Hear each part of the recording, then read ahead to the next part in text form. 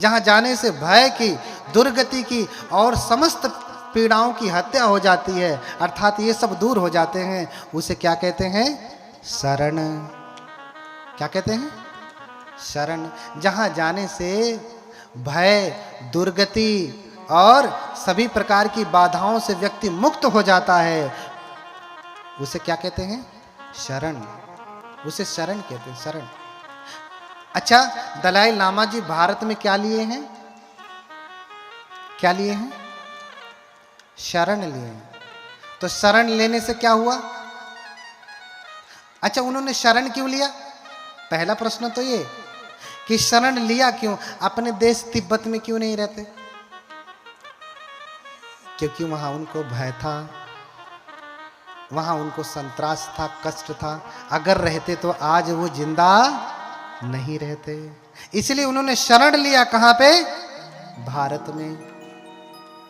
कहां पे शरण लिया? भारत में। और जब से वो भारत में आए तो सारे प्रकार का भय दूर हो गया, सारे प्रकार का संकट दूर हो गया। इसीलिए हिंसतीति शरणम भयम संतासम दुर्गतिम परिक्लेशम हिंसतीति शरणम। ये शरण की परिभाषा है। परमत्थ ज्योतिका में देखना। तुम्हारे कहने से शरण की परिभाषा नहीं मानूंगा मैं। कुछ कह दे मैं भगवान बुद्ध की शरण जाता हूं, क्या अर्थ है भैया इसका शरण जाने का? मैं अपनी रक्षा के लिए बुद्ध के पास जाता हूं, धम्म के पास जाता हूं, संघ के पास जाता हूं। इसलिए नहीं कि कोई बंदूक लेके आया, बुद्ध मुझे बचाओ, बुद्ध मुझे बचाओ। नहीं, हमने क्या कहा? दुर्गतिं भयं संक्लेशम।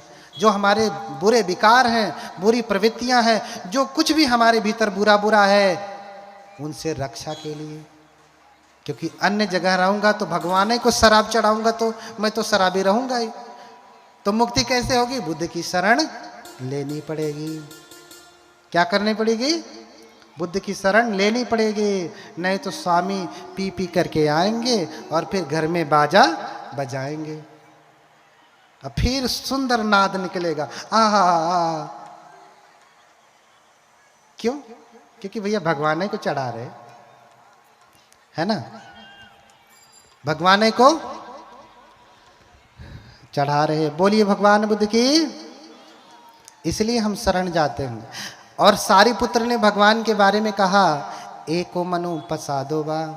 जानते हैं, अगर बुद्ध की शरण गए तो एको मनु पसादो वा शरणागमनो पंजलि पड़ामो वा उत्सहिते तारईते मार्बल निकूदने बुद्धे। अगर हम सबकी छोड़ दीजिए, धम्म संघ को छोड़ दीजिए, मात्र बुद्ध को ही पकड़ लीजिए, तीनों को छोड़ दीजिए, तीनों को पकड़ लिया तो बहुत रक्षा है। लेकिन मात्र एक को ही सारिपुत्र कह रहे हैं, एको मनो पसादोवा। अगर आपका मन एक ही में प्रसन्न हो गया, अर्थात श्रद्धा से भर गया। प्रसाद के दो अर्थ हैं, श्रद्धा और प्रसन्नता, और तीसरा अर्थ है महल। इन पाली में ये तीनों है, ठीक है? एको मनो पसादो वा शरणागमनो पंजलि पड़ामवा। एक ही उस बुद्ध की शरण अगर आप चले गए, मन को प्रसन्न कर लिया, श्रद्धा से भर गए, जैसा मैंने कहा ना, तच्चित्त रत्नम ग्रहणाय सम्यक पूजाम करो में तथागता ना, उनकी शरण चले गए ना, तो उत्साहित तारईते मार्बल निकूदिने बुद्धे। तो कह रहे हैं कि इस शरण गमन के बल से, उनके प्रताप से उत्सहित तारईते मार्बल निकूदने बुद्धे। तो मार के बंधन को तोड़ करके आप क्या प्राप्त कर लेंगे? मुक्ति प्राप्त कर लेंगे, समस्त दुखों से मुक्ति हो जाएगी। इसलिए बुद्ध का नाम जपना इतना आसान थोड़ो नहीं, हाँ?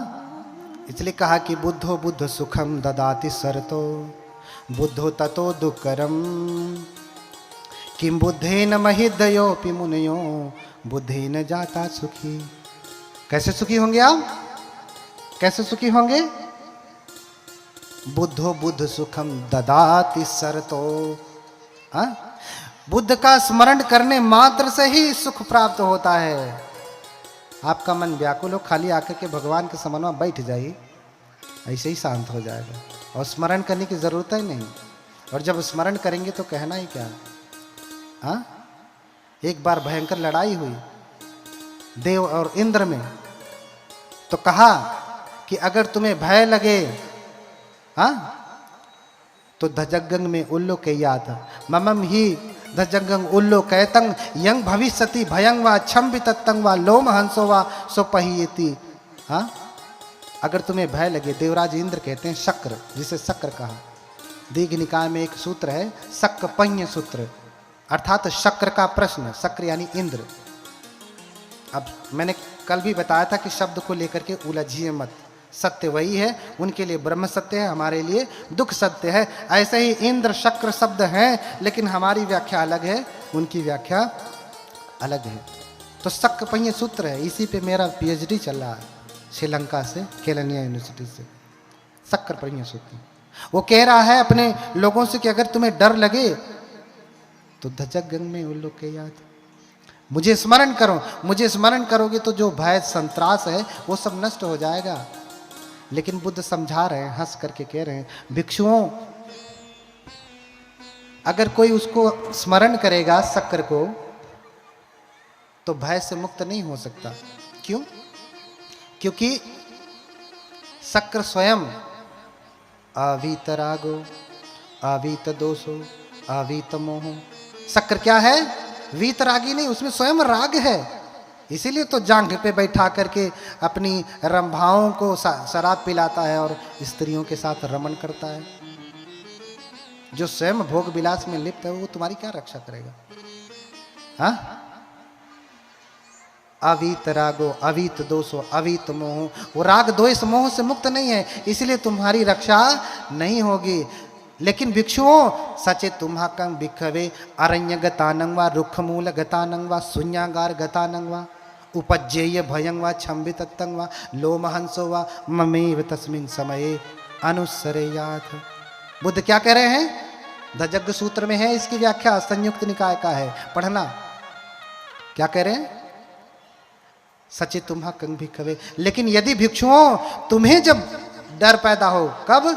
अरण्य गतानंग, जंगल में जब तुम सब तप कर रहे हो, साधना कर रहे हो, रुक्ष मूल गतानंग, किसी पेड़ के नीचे बैठ करके तुम साधना कर रहे हो, तुम्हें डर लग रहा है, हाँ, शून्यागार गतानंग वा, उपज्येय भयं वा, छम्बित, अगर तुम्हारे भीतर भय, संत्रास, रोमांच पैदा हो रहा है, भय के भी कई प्रकार हैं। एक तो भय थोड़ा सा लगता है, संत्रास, कंपकपी आ जाती है, तीसरा इतना भय कि रोंगटे भी खड़े हो जाते हैं, भयं संतासं, हाँ, लोम हंसो, ये 3 प्रकार के भय हैं। कितने प्रकार के भय? ये तीनों भयों से तुम निर्भय हो जाओगे। कब? ममेव तस्मिन् समये धजगं, ममेव तस्मिन् समये अनुसरेयाथ। उस समय मुझे स्मरण करना। किसको? बुद्ध को स्मरण करना। कैसे स्मरण करना? इतिपिसो भगवा अरहं सम्मा संबुद्धो विद्याचरण संप, ये तुम कहना, इसका स्मरण करना कि ऐसे हैं भगवान, अरहत हैं, सम्यक संबुद्ध है, विद्याचरण है, सत्ता है, देवताओं और मनुष्यों के गुरु हैं, बिगड़ैल भी बिगड़ैल व्यक्ति को ऐसे नियंत्रण में कर लेते हैं जैसे कोई बिगड़ैल घोड़े को नियंत्रण में कर लेता है। बुद्धो भगवाति, बुद्ध है, भगवान है वो। नोचेमंग अनुसरयात अथ धम्मंग अनुसरयात। अगर बुद्ध को न स्मरण करना तो धर्म को स्मरण करना। स्वाखा तो भगवता धम्मो संदिग्धि को। अगर धर्म को नहीं, नोचे धम्मंग अनुसरयात अथ संघंग अनुसरयात, संघ को स्मरण करना, संघ को याद करना। एवं बुद्धं सरंतानं धम्मं संगं च भिक्खवो भयं वा छम्भि तत्तं वा लोमहंसो वा हेस्यति। हाँ, तो इस प्रकार से बुद्ध का, अगर आपको डर लगता है ना, तो क्या करना है? बुद्ध का स्मरण करना है। मैंने पहले ही कहा कि बुद्ध की कथा कोई हवा में ऐसे कोई बैठ करके लेखक नहीं लिख दिया है, ये ऐतिहासिक घटनाएं हैं, ये हुई हैं, इतिहास इसका प्रमाण है। और वहीं से मैं बोल रहा हूँ, उन्हीं ग्रंथों से बोल रहा हूँ जो छठ संगायन में बाबा साहब द्वारा अनुमोदित है, उन्हीं से बोल रहा हूं। इसलिए बुद्धो बुद्ध सुखं ददाति सरतो, बुद्ध का स्मरण करने से सुख होने लगता। जैसे ही बुद्ध का स्मरण करना शुरू किया, क्या पैदा होने लगता है? सुख पैदा होने लगता है। लेकिन बुद्धो ततो दुःखकरम, बुद्ध का स्मरण करना इतना आसान है क्या? कितने लोग करते रहे, बुद्ध को तो बहुत दिनों से मानते रहे, कभी स्मरण किया? किया क्या? इधर बैठे हैं आचार्य जी, कभी किया?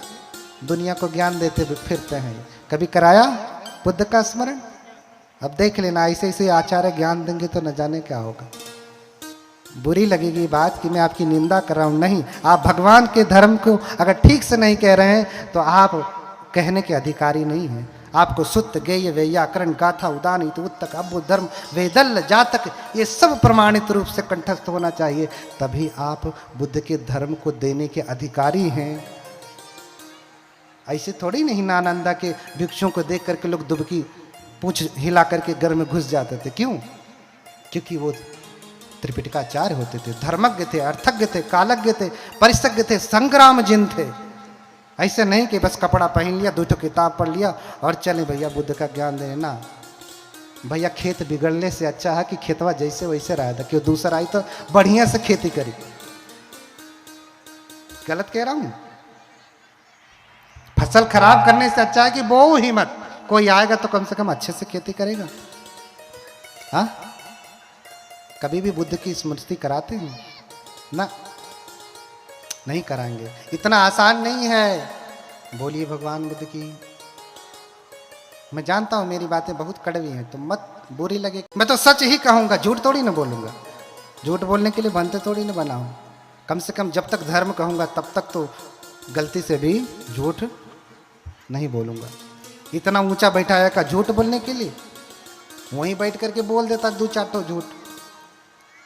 हाँ, बुद्ध होता तो दुष्करम, बुद्ध दुष्कर है बुद्ध का स्मरण करना।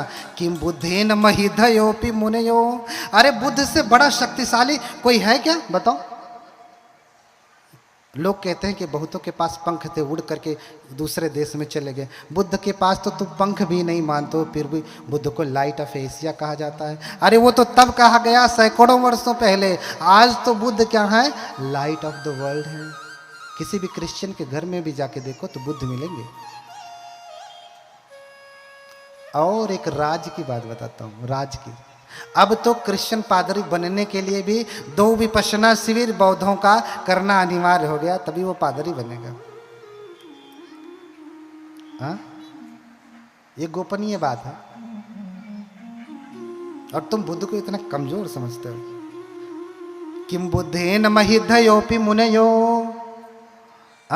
बुद्ध से बड़ा रिद्धिशाली सुपर नेचुरल पावर में कौन है? मैंने कहा ना, ज्ञान प्राप्त हुआ और जा रहे हैं, भगवान नाविक से कहा कि मुझे जरा पार करा दो।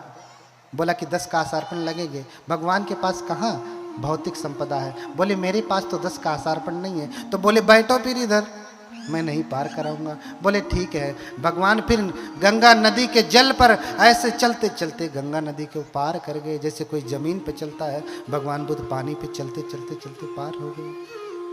मैंने बताया कि भगवान बुद्ध 4 बार श्रीलंका गए। कौन से फ्लाइट से गए बताओ? वहां का इतिहास लिख रहा है। महियंगमं नागदीपं कल्याणं पदलांचलं दिवागुहम दीघवापि चेतियं चंबुतिंगनं, ये स्थान है, जाकर के देखना। हाँ, बोलो भगवान बुद्ध की। किम बुद्धेन महिधयोपि मुनयो, बुद्धेन जाता सुखी, बुद्ध से ही सुखी होंगे आप, अन्यथा कटारी लेकर के दौड़ेंगे। धर्म की रक्षा कटारी से नहीं होती। इसका मतलब कि तुम्हारे धर्म में बल नहीं है, तुम कटारी दिखा रहे हो। कटारी की क्या जरूरत है? बुद्ध कभी कटारी लेके चलते हैं? न जाने कहां कहां तक बुद्ध चले गए। अंगुलीमाल के सामने जो 1999 की हत्या करने वाला है, उसके सामने बुद्ध कटारी लेके जाते हैं क्या? AK-47 राइफल ये वो लेके जाते हैं क्या? नहीं। बुद्ध की वाणी इतनी सामर्थ्यवान है, कटारी क्या करेगी उसकी? बुद्ध को कोई छू नहीं सकता। नालागिरी हाथी जब मारने के लिए आया, देवदत्त ने शराब पिला करके कहा, भेजा हाथी को, और उस समय भगवान गलियों के बीच में यात्रा चारिका कर रहे थे। सुबह का समय है, चारिका कर रहे हैं, भगवान जा रहे हैं। जाने के 2 ही रास्ते हैं, या तो इधर या तो इधर। तो इधर से आ रहे हैं फिर इधर से हाथी छोड़ दिया। अब निकलने के रास्ते किधर हैं? पीछे के ही। आगे हाथी आ जाएगा तो मार डालेगा। हाँ, भयंकर हाथी। शराब पिला दिया उसे इतना कि वो पागल हो गया। चिंगाड़ करता हुआ आया मारने के लिए श्रमण गौतम को। सभी नगर के वासी, अरे श्रमण गौतम भाग जाओ, भाग जाओ, भगवान भाग जाओ, ये हाथी पागल है, मार डालेगा, कुचल डालेगा। भगवान के साथ बनते आनंद है। कहते भगवान वापस चलिए, नहीं तो ये हाथी कुचल देगा। भगवान कहते आनंद, तथागत की अकाल मृत्यु नहीं हुआ करती। क्या कहते? आनंद, तथागत की। वो नहीं कहते मेरी, क्या कहते? तथागत की, यानी जितने भी तथागत बुद्ध हुए हैं, तथागत की अकाल मृत्यु नहीं होती। हाँ, ना परम मरणम अकालो खो आनंद। आनंद बुद्धों का, तथागतों का अकाल धरती से जाना संभव नहीं।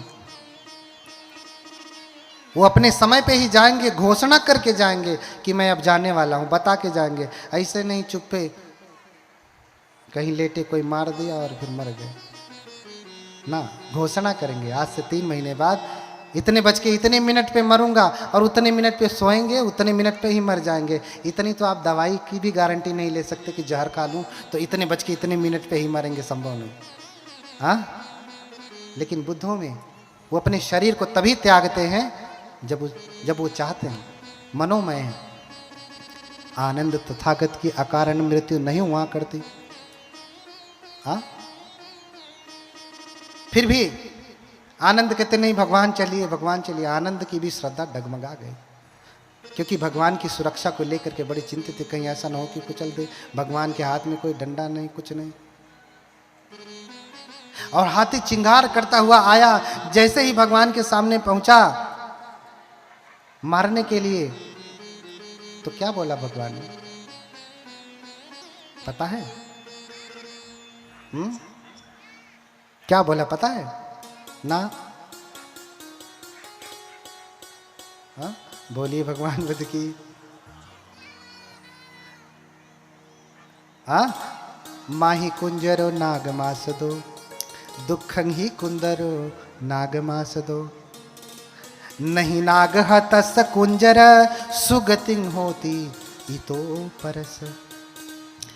देखिए, भगवान ने कहा, हाथ उठा करके मैत्री पूर्वक अपना हाथ उस हाथी के माथे पर रखा, कहा कि माही कुंजर नागमा सुदो। अरे नाग, नाग को मत मारो। बुद्ध को भी नाग कहा जाता है, इसलिए नागवंशी लोग हैं। अरे नाग, नाग माने हाथी भी होता है, इसलिए नागवग्ग है धम्पदो। अरे नाग, नाग को मत मारो। दुखन ही कुंजर नागमा सुदो। अरे नाग को मारना, बुद्ध को मारना बहुत बड़ा दुख का कारण है। नहीं नाग हतस कुंजर, नाग की हत्या करने से, बुद्ध की हत्या करने से सुगतिंग होती तो न सुगतिंग होती तो परस। सुगतिंग नहीं होती, ना तो यहां सुगति होगी, ना तो मरने के बाद तुम्हारी सुगति होगी। संभल जा। बस इतना ही कहा और हाथी समझ गया। अब वैज्ञानिक कहेंगे कि बुद्ध ने कहा और हाथी भगवान की बात समझ गया। बोलिए भगवान बुद्ध की। अब ठीक से धर्म भी नहीं कह पाता हूँ, क्योंकि बीच में वैज्ञानिकता अड़ जाती है, उत्तर उनके लिए भी पढ़ना पड़ता है। अब वैज्ञानिक कहेंगे कि भगवान ने कहा और हाथी सुन लिया, समझ गया। ऐसा कैसे हो सकता है? हाँ, ऐसा तो नहीं होगा। एक उदाहरण से समझाता हूँ कैसे समझते। बुद्धों का कितना सामर्थ्य है। किम बुद्धेन महिधयोपि मुनियो। मैं ऐसा कह रहा हूं तो हवा में नहीं कह रहा हूं। आप चूलनिका धातु सूत्र पढ़िए, अंगुत्तर निकाय का चूलनिका सूत्र पढ़िए, उसको। बुद्ध का कितना सामर्थ्य है। बुद्ध जहां चाहे अपनी आवाज को पहुंचा सकते हैं, जिस भाषा में चाहे उस भाषा में पहुंचा सकते हैं। हाँ, बहुत समय पहले इधर महाराष्ट्र में एक बूढ़ा व्यक्ति, उसको पता चला कि अर्हत नहीं हुआ। किसी ने कहा कि जाओ भगवान के पास, उस श्रावस्ती में है। भागा भागा आता है। महाराष्ट्र का व्यक्ति पाली तो बोलेगा नहीं ना। हाँ, उस समय 6 भाषाएं थी बुद्ध के समय में। बुद्ध पाली बोलते थे, जैसे हम आज यहाँ हिंदी बोलते, महाराष्ट्र में जाएंगे मराठी बोलते हैं। अब वहां से भागा भागा व्यक्ति आया और भगवान को पूछा। लोगों ने कहा कि भगवान चारिका करने गए हैं, भगवान चारिका करने गए हैं, आज जाएंगे तो मिल लेना। बोले अब मेरे पास इतना समय नहीं है, 100 वर्ष से अधिक हो चुका हूँ, कभी भी मर सकता हूँ, इसलिए मेरे पास रुकने का समय नहीं, इसलिए नहीं रुकूंगा। भागा भागा जाता गलियों में और भगवान के पांव पकड़ लेता। भगवान देशेषु भगवा धर्मम, भगवान धर्म की देशना दे मुझे, धर्म बताए। भगवान कहते अरे ब्राह्मण, अभी मैं चारिका कर रहा हूँ। चारिका का मतलब भीख नहीं मांगना होता। हाँ, चारिका किसे कहते हैं बताओ? बहुत लोग चारिका करवा रहे हैं, जरा उनसे पूछना चारिका की परिभाषा क्या है। लिख के दे रहा हूं, परिभाषा नहीं बता पाएंगे, क्योंकि मैं जानता हूं कि चारिका की भगवान चारिका क्यों करते हैं। बोलिए भगवान बुद्ध की। जिसे चारिका की परिभाषा नहीं पता वो चारिका कराता है। हाँ, और लोग कहते हैं वाह वाह वाह वाह, बहुत बढ़िया काम हो रहा है, बहुत बढ़िया काम हो रहा। हाँ, जाका गुरु अंधला चेला खड़ा, निरंध अंधो अंधे ठेलिए दोनों कोप। यही तो हो रहा है, ढकेलौल हो रही है। चला तनी आगे चला। हाँ,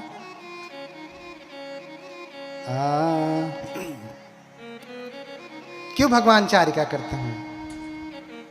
हाँ, एक स्थान से दूसरे स्थान भगवान क्यों जाते हैं? क्या भगवान को भोजन नहीं मिलता?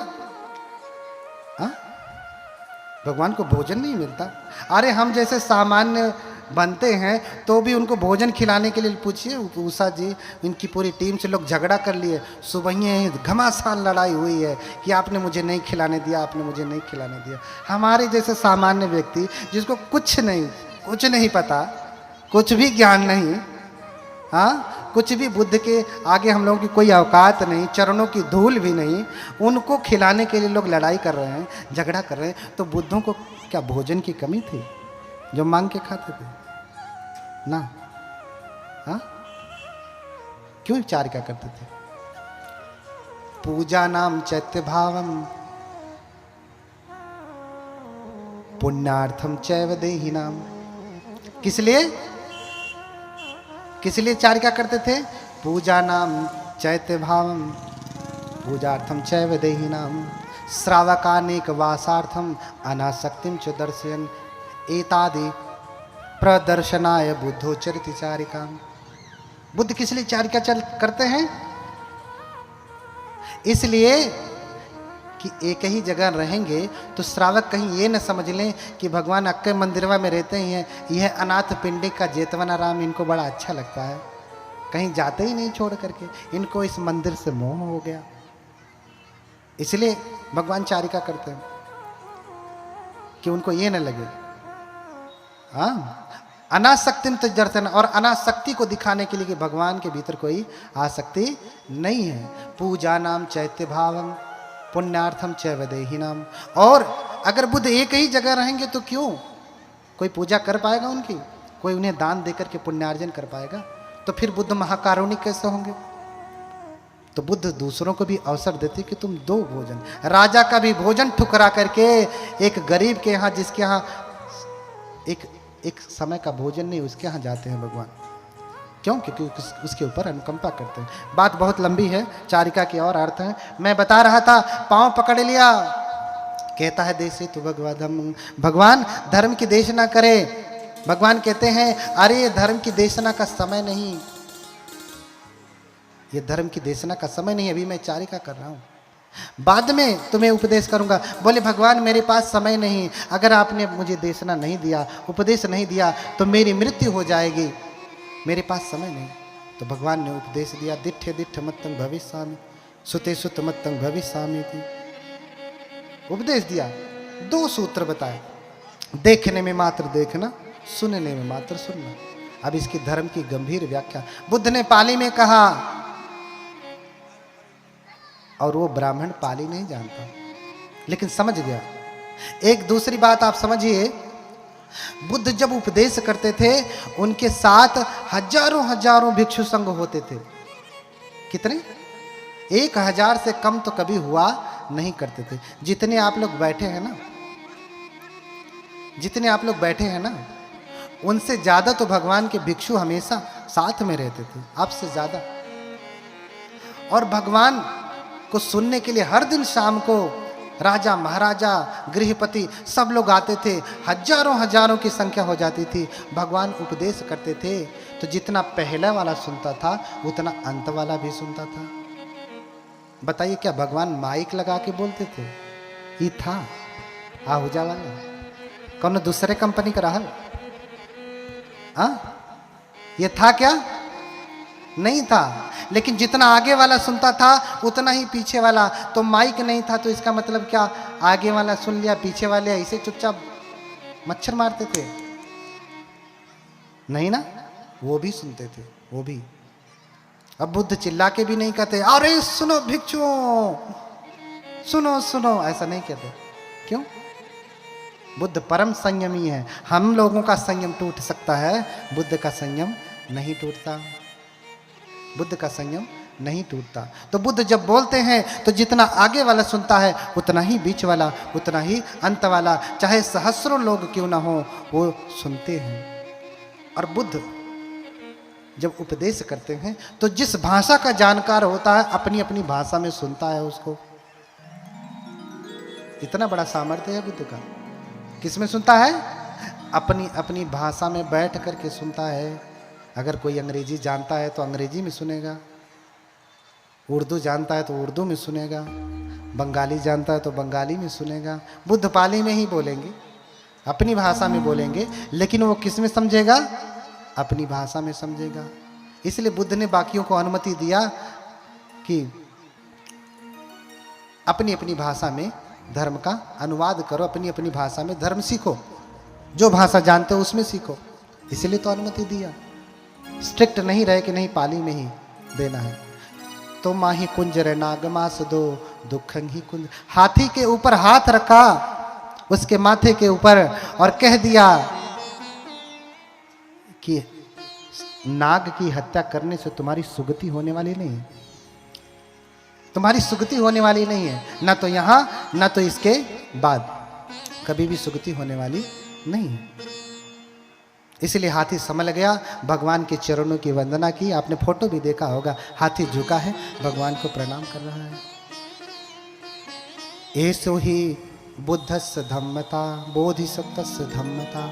यही तो बुद्धों की धर्मता है, यही तो बुद्धों का बल है, यही बुद्धों का बल है।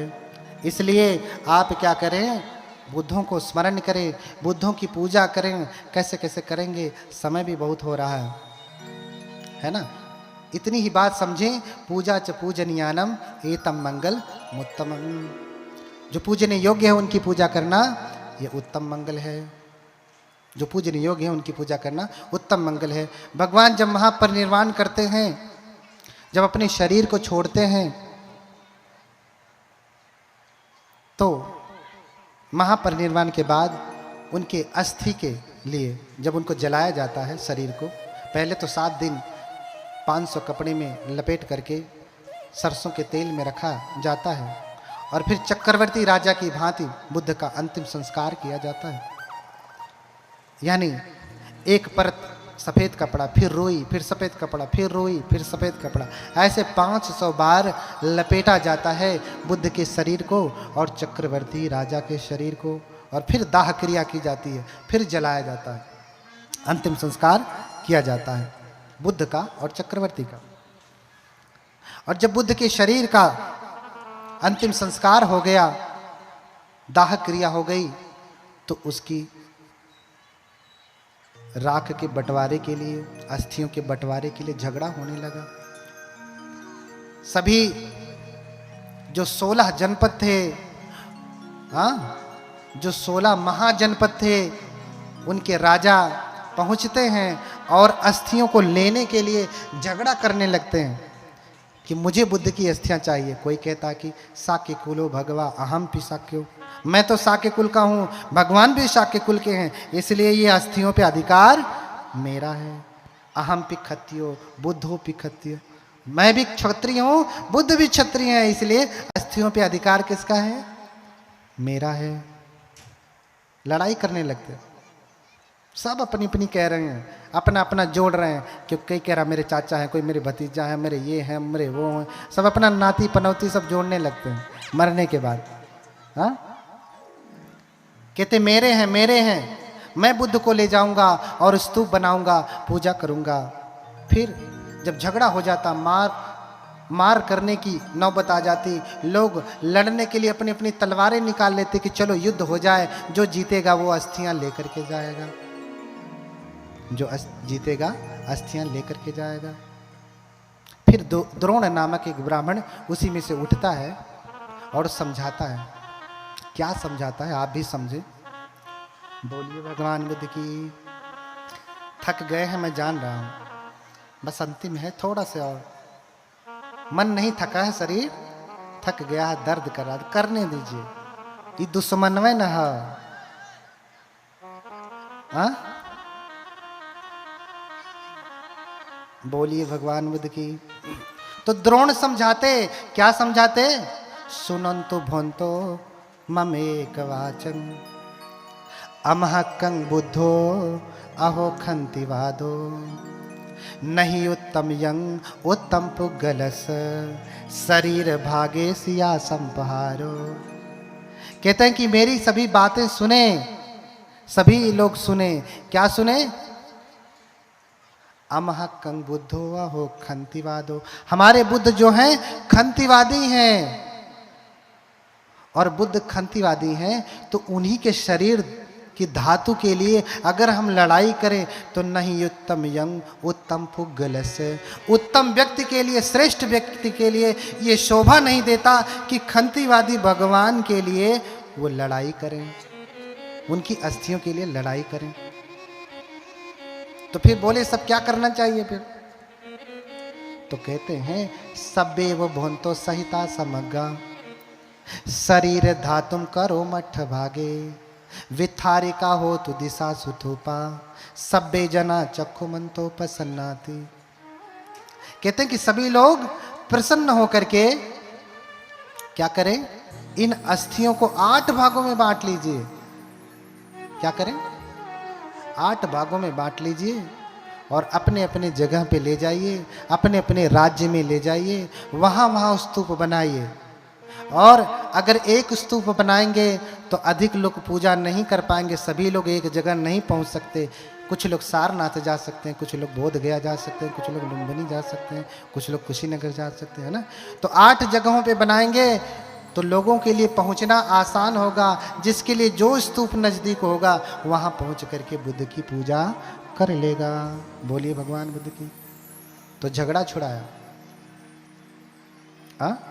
झगड़ा छुड़ाया, 8 भागों में अस्थियां बची और जिस पात्र से बांटा उस पात्र को द्रोण ने अपने पास रख लिया और उसने स्तूप बनवाया। और जहाँ भगवान को जलाया गया था, जिसे आज रामा भार स्तूप कहते हैं ना, वहाँ पे स्तूप बनाया गया।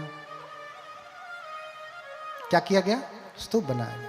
और महापरिनिर्वाण से पहले भगवान ने आनंद को निर्देश दिया था। क्या निर्देश दिया था? कि आनंद, ये जो श्रद्धालु कुलपुत्र है ना, कुलपुत्रियां हैं, इनको 4 धामों की यात्रा करनी चाहिए। किसकी? 4 धामों की यात्रा करनी चाहिए। यथच भगवा जातो यथ यानंग पटिलाभो यथच धम्मंग आकाश यथच परिनिब्बुतो। जहां भगवान ने जन्म लिया, जहां ज्ञान प्राप्त किया, जहां पहला उपदेश दिया और जहां परिनिर्वाण प्राप्त किए, ये चारों स्थान पर जितने भी बौद्ध लोग, आज की भाषा में कहें तो जितने भी बौद्ध लोग हैं, बुद्ध को मानने वाले लोग हैं, उनको अवश्य दर्शन के लिए जाना चाहिए। क्यों? क्योंकि ये उनके लिए पुण्य का कारण है, पुण्य का। इसमें कितने लोग हैं जो चारों धामों की यात्रा कराए हैं? चारों धामों की यात्रा करने वाले? ग्रुप लेकर के नहीं, अकेले की इस भाव से मैं आज जा रहा हूं, मैं उनकी पूजा करूंगा चारों धामों की। इस भाव से किसने चारों धामों की यात्रा की? हाँ हाँ, बोलिए भगवान बुद्ध की। हाँ, नहीं किया। एक धाम की भी यात्रा की क्या श्रद्धा भाव से कि आज मैं भगवान का दर्शन करूंगा? किया? साधु साधु, बोलिए भगवान बुद्ध की। एक ही किया, लेकिन कैसे किया? श्रद्धा से किया। तो श्रद्धा से किया तो उसका फल होने वाला है। उसका फल इमेत तामित की इतना है करके नहीं बताया जा सकता, बहुत बड़ा फल है। तो ये चारों धाम हैं जहां जाना चाहिए, पूजा करना चाहिए। इसके अलावा पूजने के लिए तो बुद्ध हैं, बुद्ध की पूजा करें। इस धरती पे गुरु पिता और माता भी पूजनीय हैं, इसलिए कहा कि गुरु पितु मातु महत्तम देवा हो ही उचित तिन्हि के सेवा। गुरु पिता माता ये तीनों पूजनीय हैं। क्यों? क्योंकि ये सबसे बड़े देवता हैं। बुद्ध की पूजा के बाद फिर किसकी पूजा करना है? किसकी? बुद्ध की पूजा भी कैसे करेंगे? क्या अगरबत्ती लगा करके, आप फूल चढ़ा करके, आप माला पहना करके, दीपक लगा करके, सुगंधी लगा करके, हाँ, आरती उतार करके कैसे करेंगे? ना एतत् कारणेन बुद्धो पूजितः। इस प्रकार से बुद्ध पूजित नहीं होते अगर आप में श्रद्धा नहीं है तो। ये तब सही सिद्ध होगा जब आपके भीतर श्रद्धा है, तब फिर आप दीपक जलाइए, फूल चढ़ाइए, आरती उतारिए, जैसे भी आपके मन में भाव जगता है पूजा करने की, पूजा करिए, फिर आपके लिए ये लाभकारी होगा। अष्टमी, पूर्णिमा, अमावस्या को उपोषित रखिए, उपोषित रखिए। उस दिन 12 बजे से पहले भोजन करिए, 4 ही बजे उठ जाइए, नहाइए धोइए, भगवान बुद्ध को की पूजा करिए, पंचशील ग्रहण करिए, अष्टशील ग्रहण करिए। उस दिन हत्या मत करिए, उस दिन चोरी मत करिए। उस दिन हत्या का मतलब सीधे मेरे कहने का तात्पर्य है। और छोटे छोटे चीटे, कीड़े मकोड़े, जो कुछ भी दिख जाए हत्या नहीं करना, न शरीर से न वाणी से। कभी कभी आदमी शरीर से नहीं मारता, वाणी से मार देता है। तो वाणी का मारा हुआ बोली तो गोली की तरह से लगता है, तो गोली भी न चलाएं, है ना। हत्या न करें, चोरी न करें, व्यभिचार न करें। उस दिन पति पत्नी भी ऐसे रहें जैसे भाई बहन हो, ठीक है। एक दूसरे को स्पर्श तक न करें। हाँ, उस दिन झूठ चुगली बकवास कटु वचन न करें।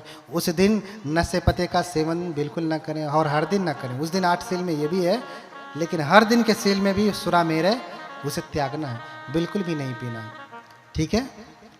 और फिर उस दिन भिक्षुओं की तरह से 12 बजे से पहले भोजन करें, फिर भोजन नहीं करें। भोजन अगर आपको भूख लगे तो काली चाय पी लिया, दूध की भी नहीं, काली चाय पी लिया, जूस पी लिया, शरबत पी लिया। बहुत नहीं रहा जा रहा तो एक आध फल खा लिया, थरिया भरना है ना। बहुत सारे उपासक लोग भी जब व्रत रहते हैं तो, है ना, अन्न थोड़ी ना खा रहे हैं, फल खा रहे हैं, तो इतना भी नहीं खाना, ठीक है। उस दिन नच गीत वादित विशुक दर्शन माला गंध विलेपन धारण मंडल विभूषण ठाना वेरमणि सिक्खा पदम समाधियामि, ये आपका सील पालन होना चाहिए। उस दिन आप कोई भी प्रकार का बुरा नाच गाना, मेला तमाशा, हाँ, आर्केस्ट्रा वार्केस्ट्रा या मोबाइल में ही आजकल तो सब कुछ घर ही में है। कुल तूप तोप बंदूक कहाँ पे है? घर ही में। कुल अच्छा बुरा कहाँ है? घर ही में, हथवे में। तो उस दिन समझिए कि उस दिन मोबाइल से हाथ जोड़ लीजिए कि आज आपको छुएंगे नहीं, खाली फ़ोन से बतियाएंगे बस, कोई ज़रूरी हो गया तो, है ना। और वो भी बतियाते हुए सील का पालन करेंगे। झूठ चुगली बकवास कटु वचन जितना कम बोलेंगे उतना ही आप सत्य का पालन कर पाएंगे। क्योंकि जब भी बोलेंगे कुछ बढ़ा के बोल देंगे, कुछ घटा के बोल देंगे, कोई बात कड़वी लग जाएगी तो टटिया के बोल देंगे, है ना। ऐसा नहीं करना है उस दिन, ठीक है। और फिर क्या करना है? उस दिन ऊंची आसन पे नहीं सोना है, उस दिन ऊंची आसन पे नहीं सोना है। उस दिन नॉर्मल गद्दे पे सोइए, जैसे ये लगा है ना आपका, इसमें बहुत मखमली नहीं, ऐसे लगाया, और जमीन पे सोइए, जमीन पे लेट जाइए, बेड बिस्तरा नहीं। उस दिन एक सन्यासी की तरह जीवन व्यतीत करिए, एक भिक्षु की तरह जीवन व्यतीत करिए कि हाँ वो सोए। हम लोग भी अपने विहारों में नीचे ही सोते हैं। अब उपासकों के यहाँ आने के बाद उपासक कहते बनते यहाँ सोइए, यहाँ सोइए। जहाँ सुला देते हैं वहाँ सो जाते हैं, जहाँ बैठा देते हैं वहाँ बैठ देते हैं, जो खिला देते हैं वो खा लेते हैं, क्योंकि अब उसके उनके ऊपर आधारित है। लेकिन कुछ अनुचित कराएंगे तो नहीं करेंगे। हाँ, इतने भी आधीन नहीं कि कुछ कहें भंते जी थोड़ा गरिया दीजिए, तो गरियाएंगे नहीं। इतने भी आधीन नहीं, घर छोड़ के चले जाएंगे लेकिन ऐसा करेंगे नहीं। इसलिए ऐसा खर्रा व्यक्ति थोड़ा बुरा लगता है। और भंते पीड़ित से एकदम कांटा की तरह से चुभते हैं इसे। चुभ रहे तो चुभे, क्या कर सकते हैं। हाँ, बुद्ध से ऐसे थोड़ी ना लोग जलते थे। क्यों जलते भैया, बुद्ध तो सच बोल रहे हैं, करुणा मैत्री की बात कर रहे हैं, तो भी लोगों को चुभते थे। लोग मारने के लिए इतना प्रयास करते थे, हाथी छोड़ते थे, पहाड़ ढकेल देते थे, हाँ, आदमियों को भेज देते थे जाओ मारो, लांछन लगा देते थे। चिंचार की कथा सुना है ना, सुंदरी की कथा सुना है। क्यों? बुद्ध ने कभी किसी का अहित नहीं किया, सिर्फ सत्य बोला, तो भी चुभते थे। क्यों? क्योंकि सच बोलने से झूठों की दुकानदारी गिरती है, उसके मान मर्यादा के ऊपर प्रश्न आ जाता है। तो इसलिए पाली में उपोषित कहते हैं, है ना, पाली में उपोषित कहते हैं। और व्रत को पाली में कहें तो वत्त कहा। लोग व्रत को लेकर के भी झगड़ा करने लगते, पुनःपज्यति। हाँ, ये श्लोक है, वत्तंगना परिपूरेंतो, जो व्रत पूरा नहीं करता है। वत्त शब्द आया हुआ है, वत्त भी होता, वत्त यानी व्रत, वत्त यानी व्रत। जो व्रत पूरा नहीं करता उसका सील भी पूरा नहीं होता है। इसलिए उपोषित व्रत आपको पालन करना ही चाहिए। अष्टमी, पूर्णिमा, अमावस्या को आप ये व्रत करिए। व्रत में क्या है? आपको उस दिन हत्या, चोरी, व्यभिचार, झूठ, चुगली, बकवास, कटु वचन, किसी भी प्रकार का नशा नहीं करना है। उस दिन कोई साज श्रृंगार नहीं, बिल्कुल सादा कपड़ा, कोई श्रृंगार पटार नहीं। उस दिन किसी भी प्रकार का ऊट पटांग, नाच गाना, मेला तमाशा, ये कुछ भी नहीं देखना है। ये समझिए एक सन्यासी की तरह से जीवन व्यतीत करना है, एक भिक्षु की तरह से जीवन, भिक्षु की तरह से जीवन व्यतीत करना है। भिक्षु की तरह से नहीं, बहुत सारे भिक्षु भी घूमते हैं, कल मैंने बताया, ऐसे पहन लिए, लेकिन वो भिक्षु नहीं, क्या है? भिक्षु है। तनिको बोलेंगे तो टटिया आ जाएंगे, डंक मार देंगे, तो वो भिक्षु हैं। भिक्षु नहीं है, डंक मारने वाले। तो भिक्षु के जैसा जीवन यापन करना है। आप ये भी मत देखिए कि बनते पीठदर्शी कैसे करते हैं। अगर आपको सील का पालन करना है तो आप जैसा भगवान के श्रावक संग है, जो नियम है, वैसा आप पालन करें, वैसा आप जीवन जिए। और उस दिन ऊंचे आसन पे नहीं सोना है। ये व्रत है तो शील का पालन करते करते उद बिंदु निपातेन उद कुंभोपि पूरति पूरति धीरो पुण्यस थोक थोकम पे याचिनो। जैसे बूंद बूंद करके घड़ा भर जाता है, ऐसे थोड़ा थोड़ा करके व्यक्ति पुण्य का घड़ा भर लेता है। तो उपोषित करके आप पुण्य का घड़ा भरें। फिर जिस दिन आप आवाहन करेंगी कि हे भगवान, मेरे घर में संकट है, मेरे बेटे के ऊपर आपत्ति आई है, अगर मैंने सच में उपोषित व्रत का पालन नियम से किया है, कोई शील नहीं तोड़ा, विनय के अनुसार किया है, तो इस पुण्य के प्रताप से मेरे पुत्र की रक्षा हो। इसे सत्य क्रिया कहते हैं। क्या कहते हैं? सत्य किया। इसे स्वर्ण शाम जातक में बड़े अच्छे से कहा गया। समय नहीं है, बस समय नहीं, अगली बार 10 दिन का रखना, 7 दिन का, तो थोड़ा और बड़ा करके बताऊंगा, जो बचा है उस दिन पूरा कर लूंगा। समय कम है, हम जानते हैं, आपको भी जाना है। तो हे भगवान, अगर मैंने उपोषित व्रत का पालन किया है, अगर मेरे पास थोड़ा भी पुण्य है, तो इस पुण्य के प्रताप से मेरे पुत्र की रक्षा हो, मेरे पिता की रक्षा हो, मेरी माता की रक्षा हो, मेरे मित्र की रक्षा हो। इसे सत्य क्रिया कहते हैं। ये सत्य क्रिया करिए सब प्रकार से। किसी के आगे हाथ फैलाने की बहुत ज़रूरत नहीं। आपके पास खुद ही रुपया है, पुण्य का खर्चा करिए, लेकिन रुपया हो तब ना, नहीं तो उधार कौन देता है आजकल? भंते से कितना उधार लोगे? भंते से आशीर्वाद मांग ले, उधार ही है। कितना उधार लोगे और कितना देंगे? भंते बार बार तो आएंगे नहीं। इसलिए खुद ही अपनी बैंक बनाओ, खुद ही जमा करो, अपना अकाउंट बनाओ, खुद ही जमा करिए, संचय करिए। जब आवश्यकता पड़े तो याद करके भगवान बुद्ध को उपयोग कर लीजिए। बोलिए भगवान बुद्ध की। और उपोषण के साथ साथ घर के देवी देवताओं की पूजा करिए। किसकी? घर के देवी देवताओं की पूजा करिए। किसकी? माता पिता। घर के देवी देवता कौन है? माता पिता हैं। कितने लोग माता पिता की पूजा करते हैं? जरा हाथ उठाएं। हाँ हाँ हाँ, कितने लोग करते हैं? बोलिए भगवान बुद्ध की। हाँ, इतनी अच्छी धरती पे मैं बैठा हूं। साधु साधु। हाँ, माता पिता की पूजा करें। क्यों? क्योंकि गुरु पितुमा तुम हत्तम देना, हो ही उचित तिन्हि क देवा।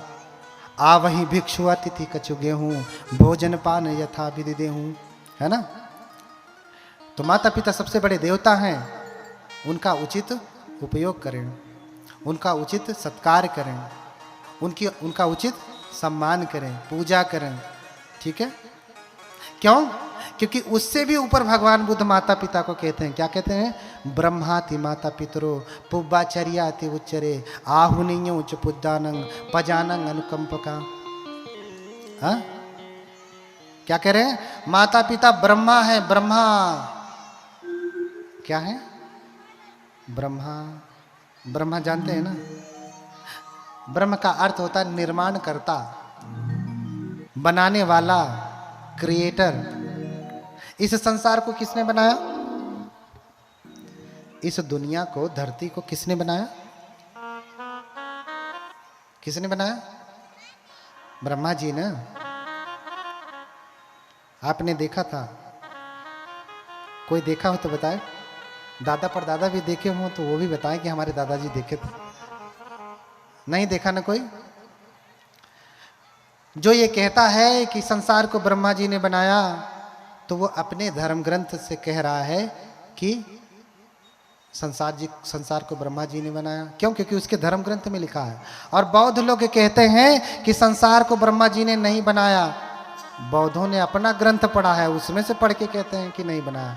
न बनाते हुए उन्होंने देखा, न बनाते हुए इन्होंने देखा। दोनों लोग अपनी अपनी किताबें पढ़ के बस क्या कर रहे हैं? सर फुटअव्वल। एक कहता है ब्रह्मा जी ने बनाया, एक कहता है ब्रह्मा जी ने नहीं बनाया। तो भैया दोनों किताब पढ़ पढ़ करके खाली लड़ाई कर रहे हैं, सर फुड़वा रहे हैं। किताब पढ़ के सर फोड़ रहे हैं, किसी ने देखा नहीं। तो संसार को ब्रह्मा जी ने बनाया होगा, नहीं बनाया होगा, ये हमारा प्रश्न ही नहीं है। ये प्रश्न ही गलत है। अपितु प्रश्न पूछना चाहिए, प्रश्न पूछना चाहिए कि हमको और आपको किसने बनाया? तुम्हें किसने बनाया? तुम्हारे ब्रह्मा कौन है? तो बुद्ध ने कहा ब्रह्माति माता पितरो। माता पिता तुम्हारे क्या हैं? ब्रह्मा है, निर्माण करता है। पुब्बाचर्याति उच्चरे, वो सबसे पहले तुम्हारे गुरु हैं। क्या है? सबसे पहले गुरु हैं। उनसे पहला गुरु कोई नहीं है। अच्छा, आपको बोलना किसने सिखाया? किसने? माता पिता ने। अभी देखी छोटी सी बच्ची थी, बुलवाती हैं, बोलो बाबू मम्मी, बोलो बाबू पापा, दादा, चाचा, भैया, भाभी, सिखाते हैं ना। कौन सिखाता है? माता पिता। इसलिए पहले गुरु हैं, पहले आचार्य हैं माता पिता। उनसे बड़ा कोई गुरु, उनसे बड़ा कोई आचार्य नहीं है।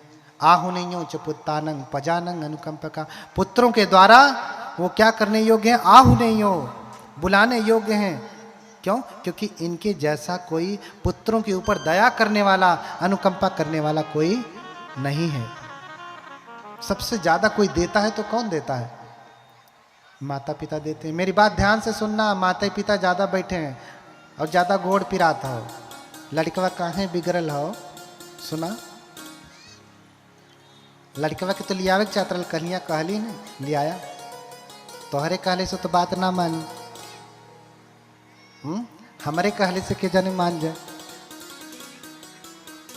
हाँ आपके कहने से मानता तो अब तक मान चुका होता, लेकिन नहीं मानेगा। मैंने इसलिए कहा कि खुद आए बेटे बेटियों को लेकर के आए, कथा उनके लिए ज़्यादा ज़रूरी है। आपकी तो गई, हाँ बहुत गई थोड़ी रही, थोड़ी भी अब जाए वो भी जाने वाली है ना। तो सबसे बड़ी दया करने वाले कौन है, देने वाले कौन है? माता पिता, वही देते हैं और कोई नहीं देता। अनुकंपा वही करते हैं, हाँ आशीर्वाद देते हैं और कोई दूसरा नहीं देता। इसलिए माता पिता सबसे बड़े देने वाले हैं। उनकी सेवा करना, उस साधने न नापने न पादानं धोवने न च, क्या करना? उनकी सेवा कैसे करना, पूजा कैसे करना? उस साधने न नापने न पादानं धोवने न च। अच्छा, जो जो लोग कह रहे थे कि हम माता पिता की पूजा करते हैं, तो पूजा कैसे होती है? जैसे हम बुद्ध की पूजा कैसे करते हैं? बुद्ध की मूर्ति को नहलाते हैं, पोंछते हैं, धूप चढ़ाते हैं, अगरबत्ती चढ़ाते हैं, फिर बैठ के प्रणाम करते हैं। तो आप अपने माता पिता की पूजा कैसे करते हैं? उस साधने न नापने न पादानं धोवने न च। पूजा करने का विधान भगवान बता रहे हैं। क्या करना? नहलाना। और क्या करना? मर्दन करना, मालिश करना। कितने लोग अपने माता पिता का गोड़ दबावे ने, हाथ पांव? हाँ, यार का तो संख्या कम होगी। हाँ उस और अपने आप को बौद्ध कहते बैठे, और हो सकता है माता पिता ना हो तो बात अलग है ना, तब तो कोई प्रश्न ही नहीं। क्या आपने ऐसा किया था? हो सकता है ज्ञान नहीं रहा हो, क्योंकि हम जो कहते हैं वो बच्चे देख करते नहीं, जो हम करते हैं वही देख के सीखते हैं। अगर आज हम करेंगे तो कल वो वही पालन करेंगे।